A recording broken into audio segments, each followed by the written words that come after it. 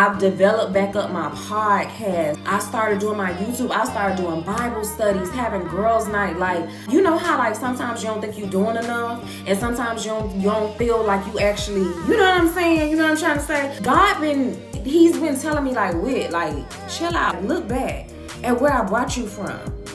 Look back at where I brought you from. You've grown.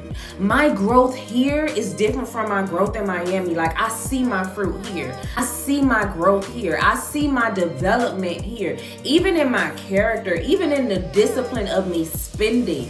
Being accountable for every dime that goes in and every dime that goes out. Not pinching pennies, but it's just like God is like, listen, I need you to be accountable on this level now, because where I'm about to take you, I don't want you to mismanage your funds. I don't want you to mismanage what are the things that I'm about to bless you with. So I got to work on your character now. I got to mold you now. I got to shape you now. Come on, you on the potter's wheel. And I'm not finna get into that because I feel myself. What I'm trying to say is that this journey, this life, this thing called life is a process of self-discovery, right? Sometimes you cannot discover yourself in a place where everybody else think they already know you.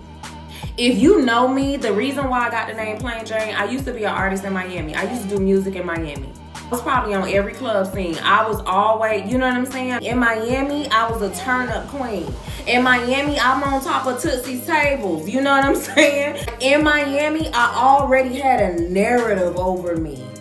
People already knew what I was producing. They already knew who I was. They knew who I was. They didn't know what God was doing in my life. Come on, that was seed form. I remember one night God telling me, look how many people, come on, I'm always the girl who passing out shots.